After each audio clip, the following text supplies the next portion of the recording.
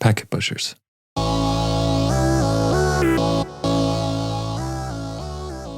Hey, everybody, and welcome to this week's Packet Protector, the podcast where cybersecurity and networking meet. I'm Jennifer J.J. Vanelli here with Drew. We have a couple of special guests, and today we're talking about public cloud identity and access management. And IAM controls access and authorization to cloud resources and services, so it's probably one of the things you want to get right. You might have met our guests today, Ned Bellavance and Kyler Middleton, co-host of Two DevOps podcast here at Packet Pushers. Ned is a consultant, Pluralsight author, and HashiCorp ambassador.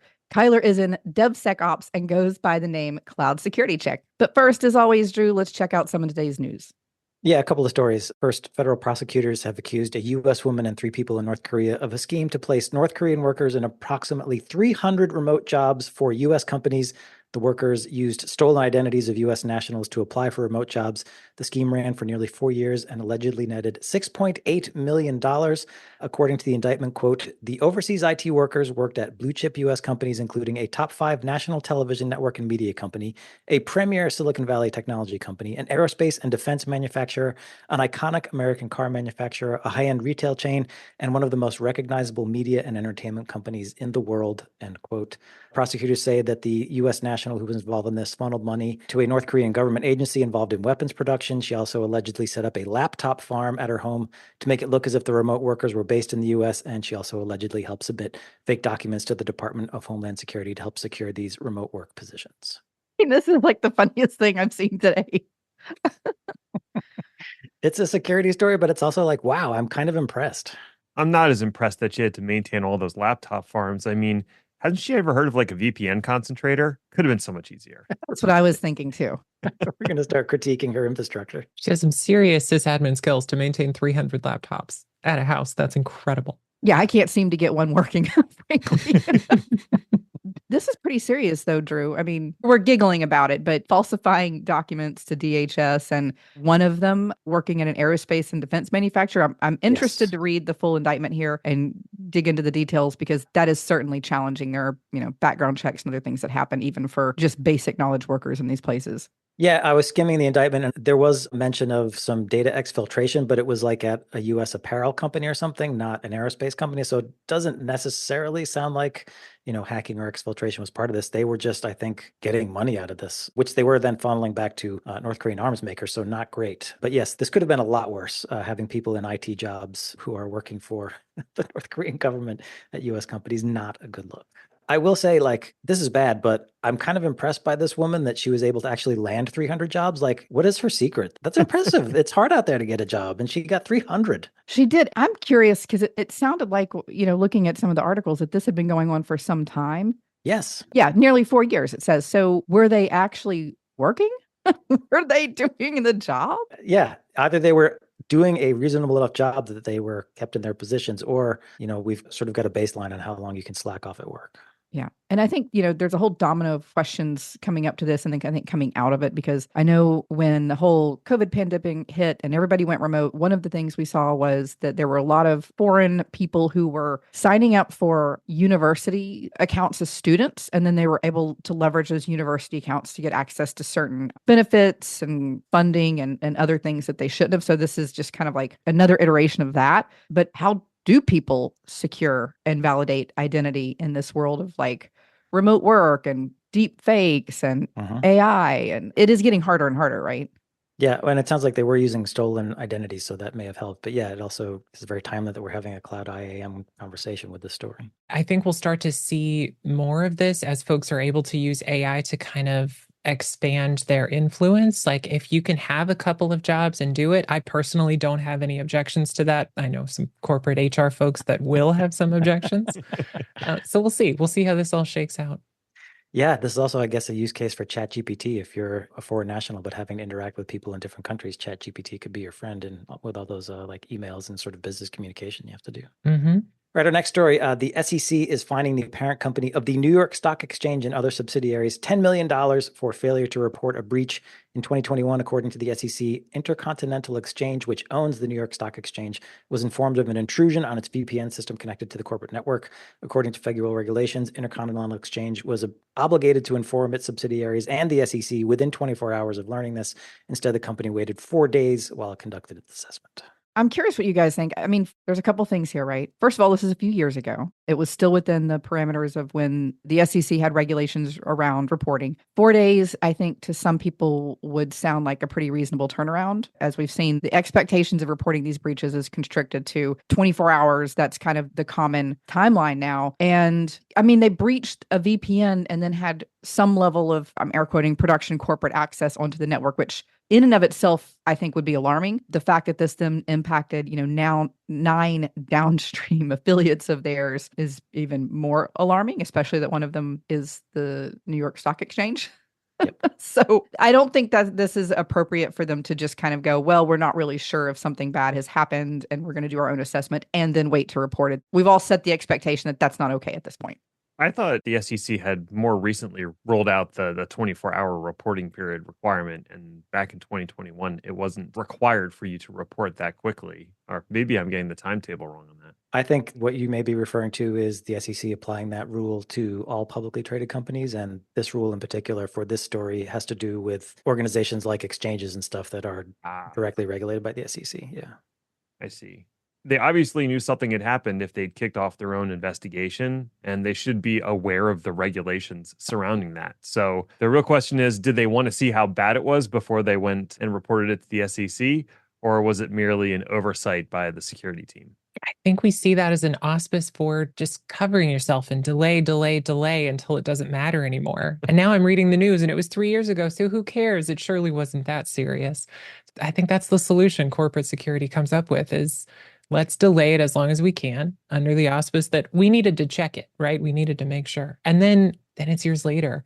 So I think these rules should be stronger. I also feel it's very strange that the stock exchange and the postal service are private entities that are semi-regulated as government agencies. I find that so strange. And maybe they shouldn't be. We'll see. Do you guys feel like 10 million is sufficient for this? Like, is it going to sting them at all? No. Probably not. I think these penalties are almost never corrective for organizations because they would lose so much more money and create so much more instability, which translates to dollars, by announcing stuff like this. You might have a run on your stock if you announce something like this. So if you hide it, you just pay a smaller penalty later. It's worth it. It makes dollars to cents.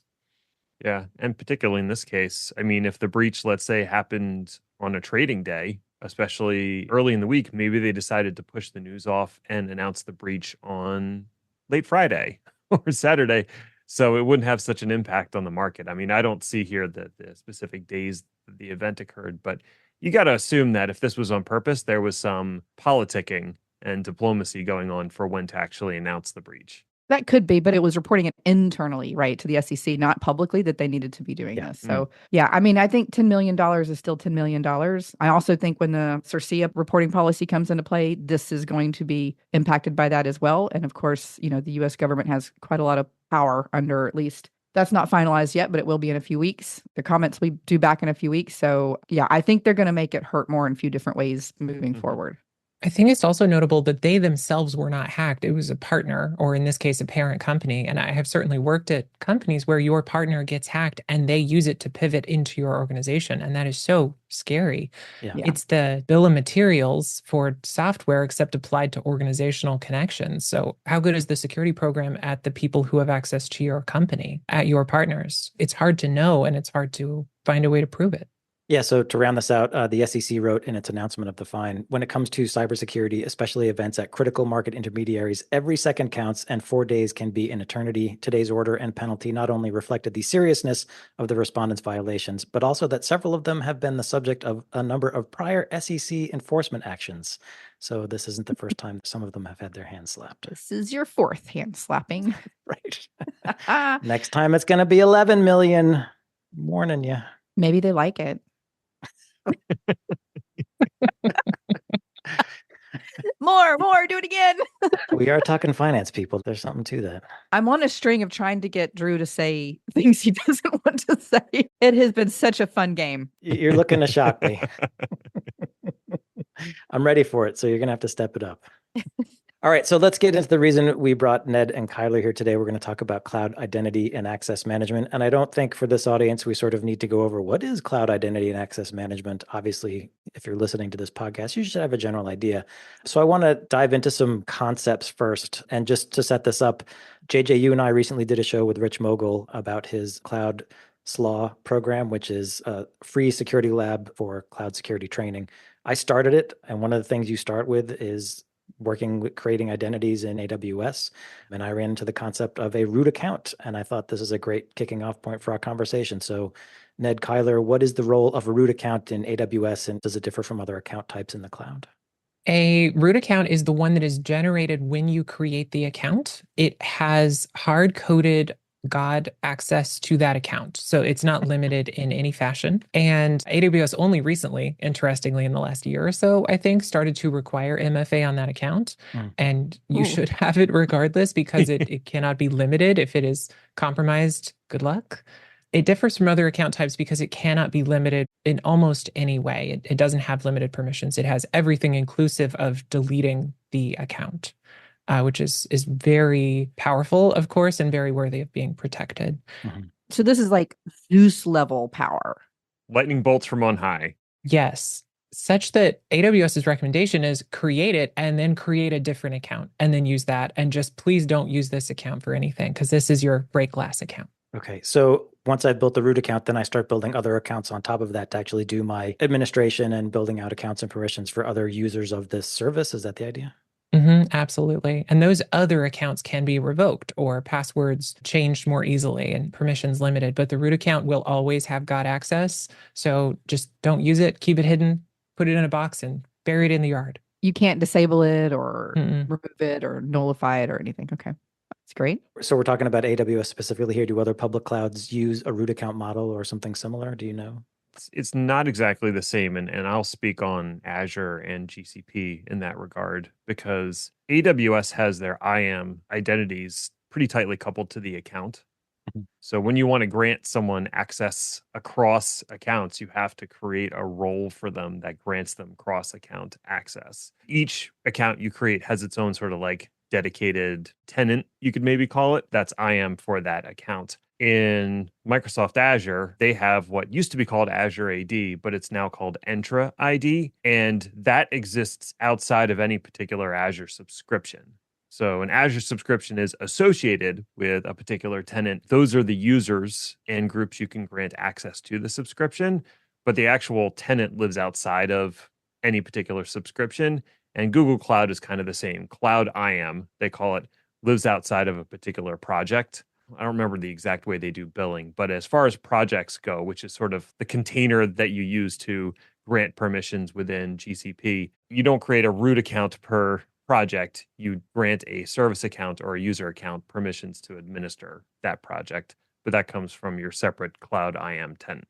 Okay, so they're sort of decoupled from your cloud account then, this identity and access management service? To a certain degree. When it comes to, at least Azure's the one I have the most experience with using, because there's not an account specifically associated with that subscription, you're more granting a role in that subscription to an account that lives in Entra ID. So because there's that separation, there's no root account that exists for that subscription, will always exist for that subscription. It has God powers.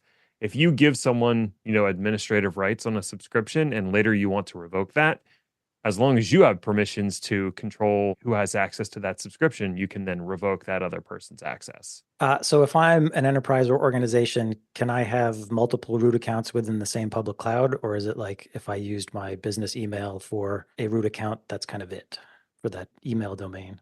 They will be separate for every account that you have. AWS is different than Azure, and I'm not sure about GCP. I'm sure Ned will help us here, in that accounts are islands. They're entirely separate and walled off, and that can be really good, but that also makes management quite a bit more difficult.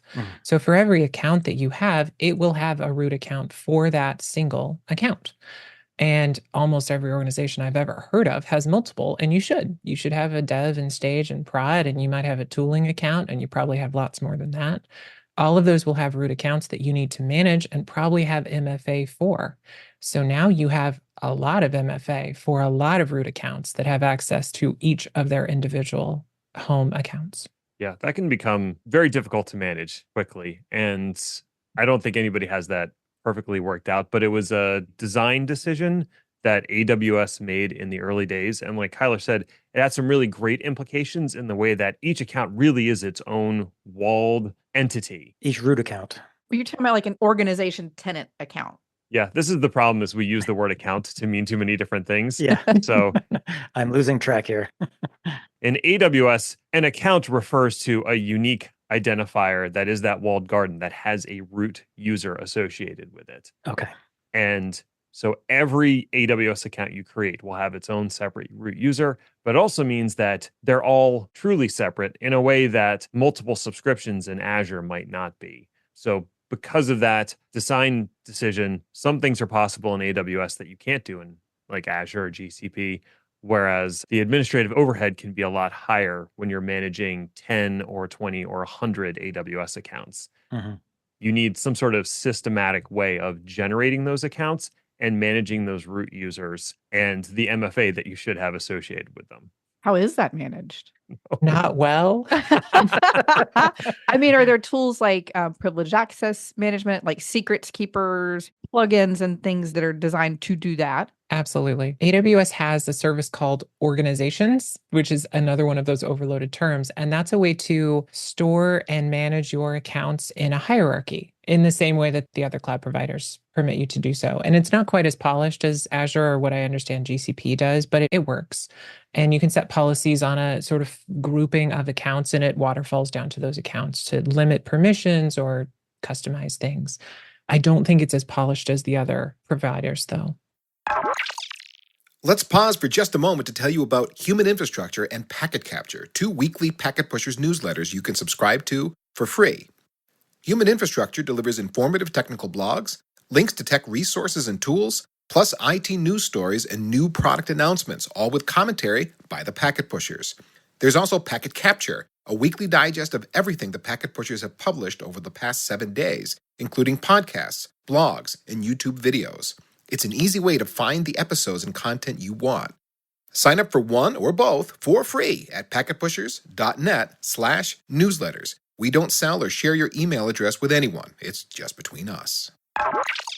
In my experience using AWS and Azure and GCP, I prefer the organization that Azure and GCP provide for managing and organizing your projects in GCP or your subscriptions in Azure. But all of them allow you to not only control access, but also apply policy that trickles down to all the different subscriptions or accounts that are in that hierarchy. So you can say, this is my grouping of dev accounts, and I don't want them to be able to use these EC2 instance sizes, because why would you ever use that in dev? And you can make that decision higher up in the hierarchy and have it be enforced through policy down across all those things. And you can do a lot of other things that limit what users can do within those accounts. Okay, so I can get this from my cloud providers. Can I also use third-party tools that would then somehow plug in, or? Yeah, I imagine you could store the accounts and information in some third-party secrets manager. You could potentially do that with something like HashiCorp Vault and have that sort of be where all your root account credentials reside, and then rely on that to secure and rotate them as needed. Is that a best practice or recommended, or just something you could do? It's something you could do. I don't like the word best practice only because it implies that there is one universally good way to do a thing. And this is going to come very much down to probably the platform team at your organization and how they want to approach that sort of account management side of things. Yeah, I've never worked somewhere that has sort of solved this problem with a capital S. It's always been, this works for us for now. So no one really truly loves their solution.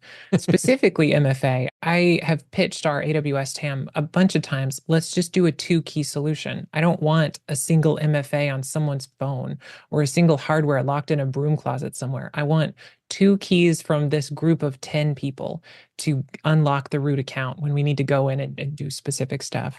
And I haven't seen any platform support from AWS or from third-party tools to let us do something like that. I'm sure it exists, and I would love to see it implemented more broadly. Yeah, that just seems like a common sense kind of model and move, right? I hope so. We've been doing that for decades, if not centuries, with physical assets at this point. So I'm assuming it's not uncommon for people in public cloud to sort of like set up an account because they want to explore and play around and then just try things out. And then suddenly that we're just trying it out is now, oh, we're running a production application and we've built a root account and now has a bunch of other users and stuff associated with it. Can I ever transfer ownership of a root account? Can I change like the MFA device associated with the root account? Are there ways to sort of wrest it back into something like if somebody just sort of like tried something on their own and then the organization's like, no, wait, we need to put some controls around this? In the AWS world, absolutely yes. You can transfer accounts into or out of an organization. I haven't had to do that yet. I understand you open a support ticket and they do it for you because they need to validate who you are because of those policies and control that's implied by belonging to an org. I haven't seen Azure or GCP. I can speak for Azure. I'm not certain about GCP, but at least when it comes to Azure, if I created a new subscription under my own account with a separate Entra ID tenant, I have to keep calling it Entra ID and not Azure AD. That's going to be a struggle for me. Don't worry, they'll change it again soon. Oh, let's hope not.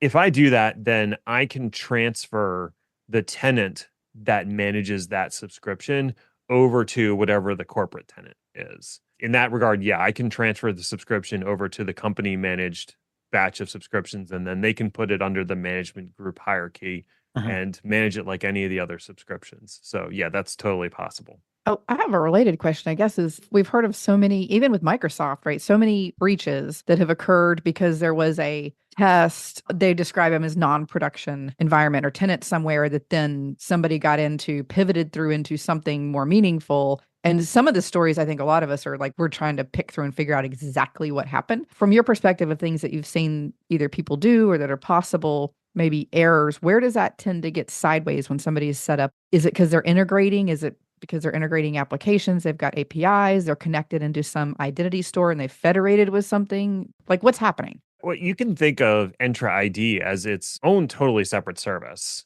And what it provides is identity as a service to Azure and Office 365 and anything else you want. So if you're building your own custom application and you want to use Entra ID as the backend to handle things as an identity provider, it can do that. Of course, the downside is if you're using the same tenant for a bunch of different things and you've kind of granted everyone permissions on a particular thing, you may have inadvertently given someone who's only using your one app also read access to several Azure subscriptions in the process. And so if they discover that, then you could potentially be in some trouble. You can also grant users that are in other tenants access to your subscription through a federated account. And so that can happen as well, depending on how you have things set up. So there's a few different ways that this could go sideways on you. It's a big spider web of crap right there you're going to be crawling through, huh? It's a lot to keep up with. It certainly can be. Do these credentials, I know they don't always have to be tied to a person, right? Because I just mentioned APIs. So how is that managed at this point from an identity perspective? You can create what's the equivalent of service principals or application identities within Entra ID, and those have their own credentials that you manage separately. And those credential types can be secrets, certificates, or federated credentials that use something like OIDC. What's OIDC? OpenID Connect. Sorry, using alphabet soup here. We are not cloud native over here. You have to spell the acronyms for us. Okay, so OIDC is the bomb diggity. Bomb diggity. If I can use very technical terms here.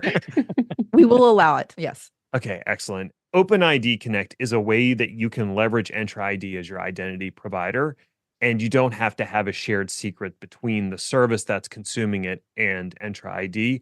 Instead, you establish a trust based off of the tokens that are issued by the service that's leveraging Entra ID. So you have some trusted token service that's going to issue cryptographically signed tokens. And then Entra ID, when it receives a token, validates that it came from that issuer and that the audience is correct for the use type for that federated credential. And then if everything checks out, it'll issue a temporary token to do something in Azure or Entra ID for a limited period of time. Sounds kind of like certificate issue type things, but with the more constricted parameters and timeline. Yes. So one of the things I really like is you can set a TTL for that issued token of an hour, 30 minutes. And so that token that gets handed back to the worker process or whoever's trying to access, they now have to get a new token in an hour if they want to keep doing a thing. So you really limit that time window. And if they somehow compromise the application on the other side, not the token service, but the application, there's no stored credentials in there that are persistent because every credential is issued on a just-in-time basis. So who or what is the token service? Who's the token monger here? It depends on how you're consuming it. One of the most common use cases for it is something like GitHub Actions, for instance. GitHub runs a token service that issues these tokens. And so that is managed by GitHub. And then you can use that in the context of a GitHub Action worker to request a token from the token service and then present that token over to Entra ID or AWS IAM supports this, GCP supports this. And on the identity provider side, you say only trust tokens where the subject field corresponds to a specific repository or even a specific branch. So if it didn't come from this specific branch on GitHub, don't trust it. And that's up to the GitHub token service to make sure it puts all that information into the token and then signs it. And that's a wonderful line of defense from someone saying, creating their own branch in a repo and then trying to deploy from it to production. Because of course you can manipulate your own branch if you have any access to a GitHub repository, and you could do really bad stuff like deleting things. But if you're using those OIDC subject validations, then we say only from the main branch or maybe only from a GitHub environment that requires specific user approval. So it really reaches into your code storage and can filter quite strongly there. It's a wonderful tool. So OpenID, Open Identity Connector, is this actually an open project? Is it associated to any kind of organization? Who's behind this? It's an open source standard and project. I think it's on version 2 at the moment, but you have to check me on that exactly. It's sort of the inheritor of what used to be SAML. Moving away from SAML and moving closer to OpenID Connect is kind of what I see people doing. Okay. So it sounds like it's been adopted by at least GitHub, which I think Microsoft also owns, right? So that's They probably... do. I can't keep up with who owns what out of all of the platforms now. Yeah, I was sort of mentioning to say that, like, if you're wondering about the CA behind GitHub, it's probably Microsoft. So I don't know what level of comfort that gives you. But also, it seems like then, as an open source project, OpenID Connector has at least one deep pocket supporter. Many, I would say. Many, okay.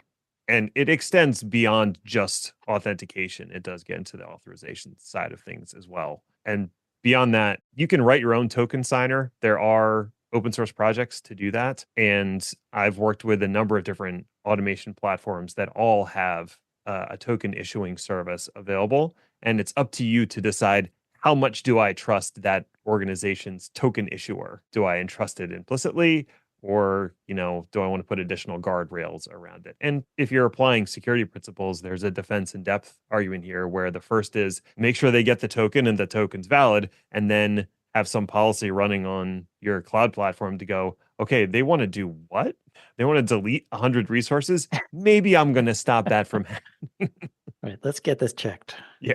And how does the token giver outer that's issuing those validate the identity of the application or whatever process is asking for the token? Right. There's going to be some sort of internal authentication mechanism between the two. As far as I know, GitHub Actions uses certificates. So when you spawn a worker that's going to be asking for a token, they have a certificate on the worker that's used for validation. So it's, okay, I'm assuming, mutual TLS. You said OIDC is used in Azure. Do you know if it's also in Google and AWS? Yep. All three platforms support being an identity provider for OIDC. Okay. Mm-hmm. So presumably I've already got an identity service up and running on-prem, like Active Directory. Am I able to leverage that for public cloud in some way? Or do I essentially have to plan on running a separate identity system for my public cloud workloads and instances and such?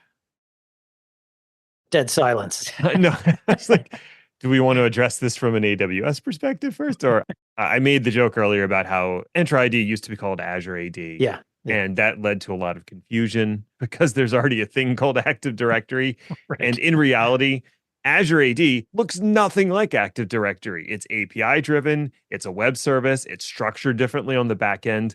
But because the thing that people knew from Microsoft for identity was Active Directory, that's why they chose that naming. I get why they renamed it. It also drives me crazy. But one of the first things that Microsoft created, especially for when we got into Office 365 territory, which also uses Entra ID for identity, was a synchronization tool called Azure AD Connect was the name of the tool. And it was something you installed locally, and you would configure it to synchronize identities from your internal Active Directory forest up to Azure AD, as it was called at the time. It actually used a Microsoft technology called Microsoft Identity Manager, which I think has been renamed 3 times since then. Of course, it has. It uses a stripped down version of MIM to do this specific synchronization type.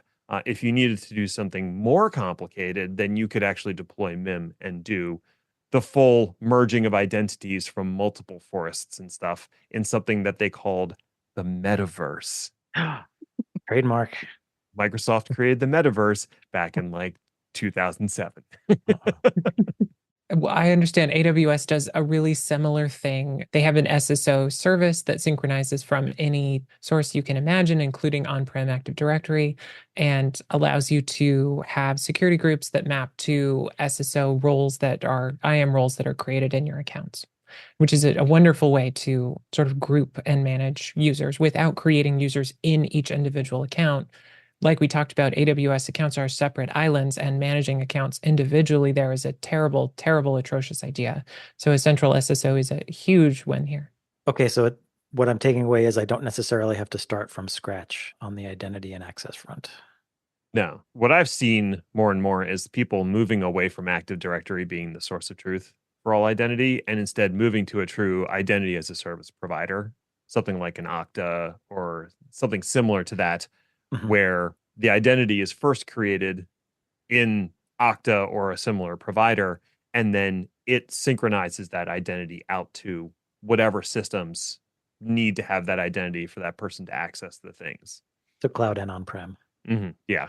I'm curious if you guys have seen any of the lightly co-managing certain environments that use, Microsoft. One of the big challenges was with Active Directory on-prem in that hybrid model that was just not really clearly articulated as to kind of who between cloud and on-prem owned and managed and was the source of truth, and all kinds of weird trickle-down effects of how you could or couldn't apply security policies and what could or couldn't pick up a root policy. Is there strangeness like that abound anytime you try to connect on-prem? When on-prem is not pushed down from the cloud, should it always be cloud first and then you distribute that identity to other places? I think you need to choose what you want your official identity provider to be. And if that's Active Directory, that's 100% fine. You just have to be decisive on what is our source of truth for identity creation and management.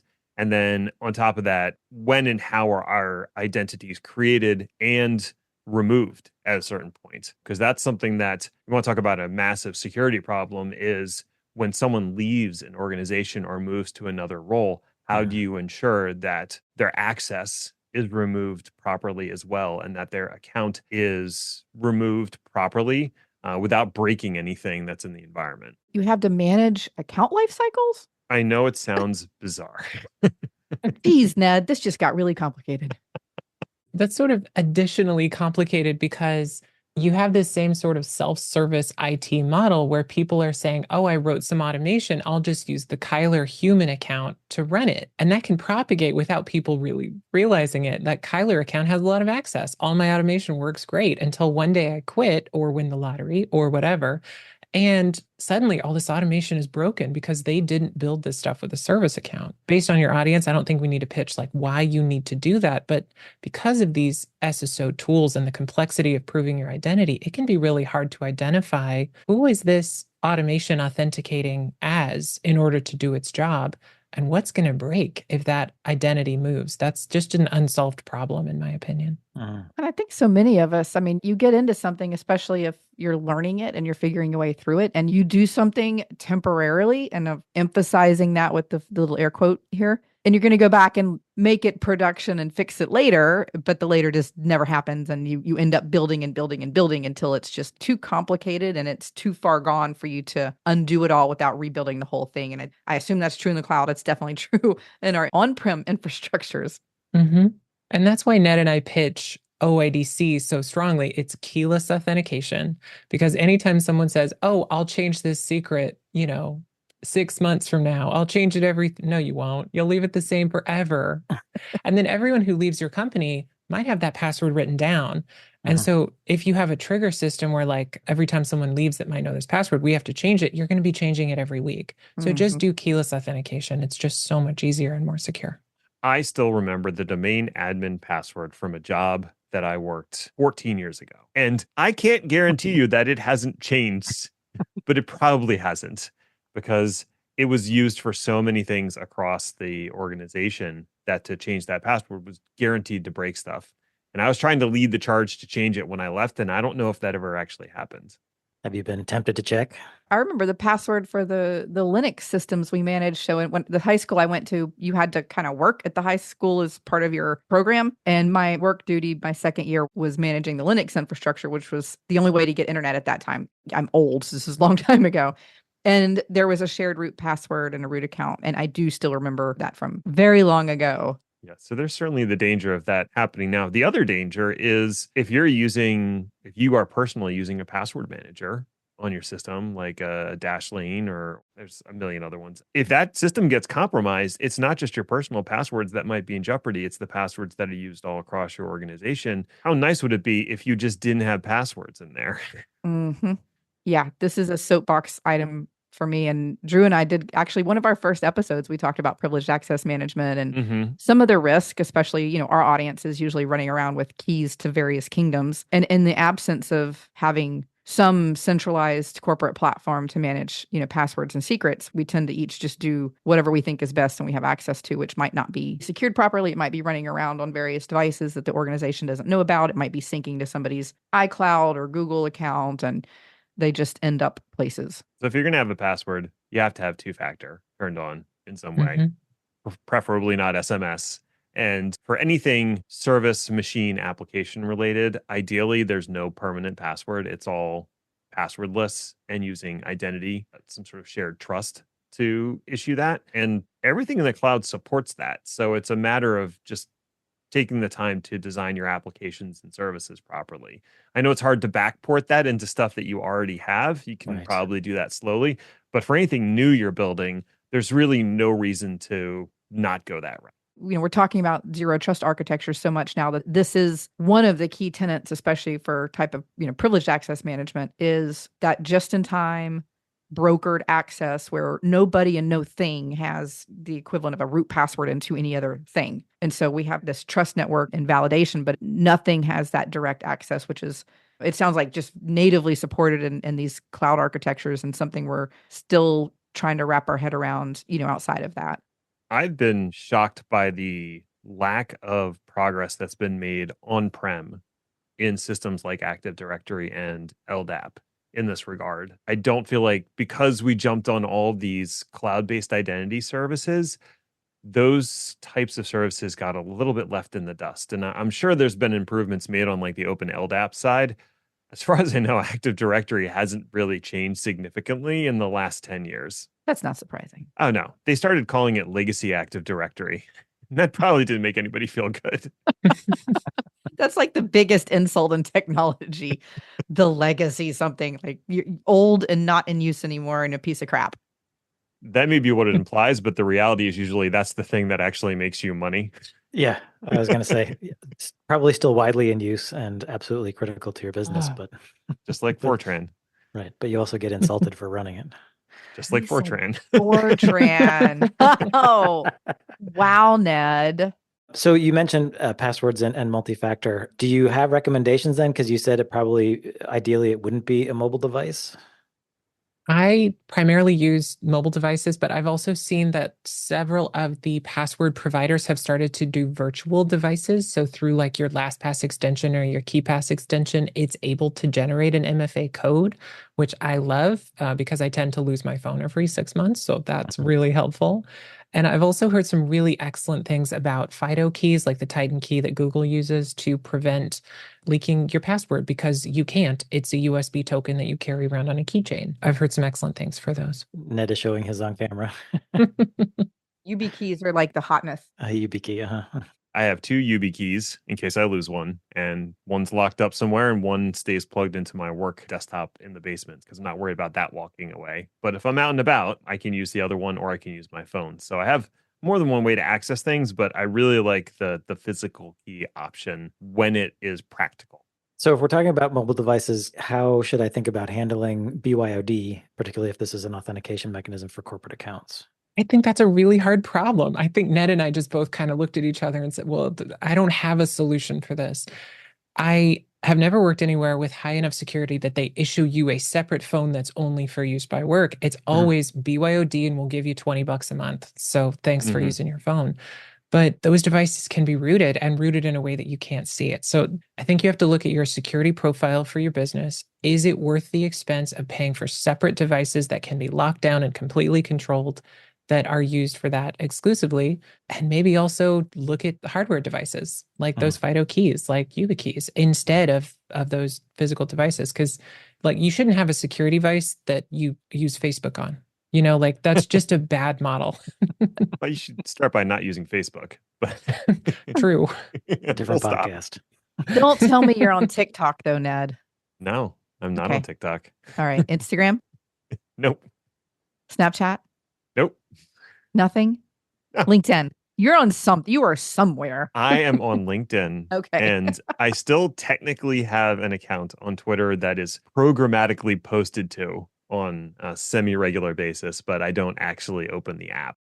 Drew, let's also, because I think what they said was the two-factor for this type of authentication shouldn't be SMS, which is texting to a phone number.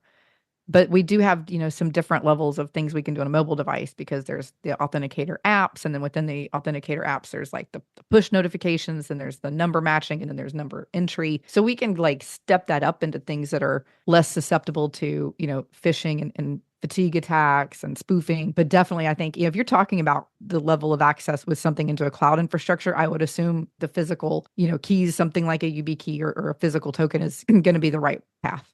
Yeah. And I think the risk here when we say don't use SMS, it can be spoofed, is people say, well, okay, I just won't do MFA. And please don't hear that. You should absolutely do MFA. If the only option you have is SMS, do it. But there are better options too. Authenticators on your phone, physical devices, both of those are stronger and better and more difficult to compromise than SMS.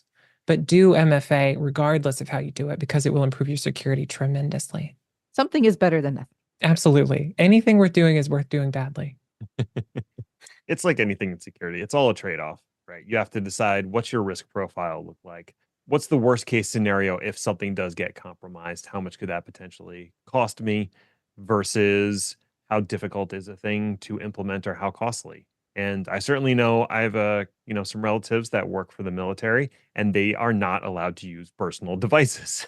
That's just the big fat no. And they get a lockdown device from, whatever organization they're working for. And that's what they have to use for anything work related because determination was made that the risk profile was high enough.